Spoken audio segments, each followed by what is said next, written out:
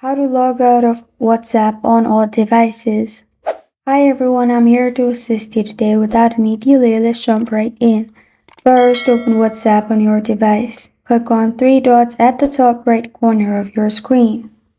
Then you will find these pages pop up. Click on linked devices.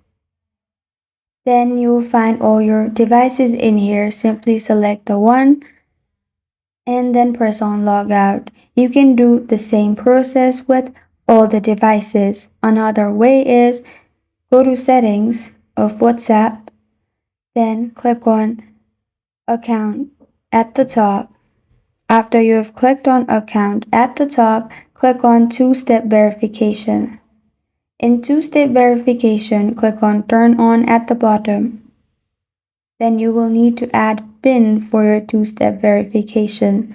After you have added the PIN, you will be logged out of all devices. And this is how to log out of WhatsApp on all devices. Thank you for joining me today. If this video helps you out, please leave a like and subscribe for more. Got a question or want to suggest a topic? Comment below. Thank you for watching.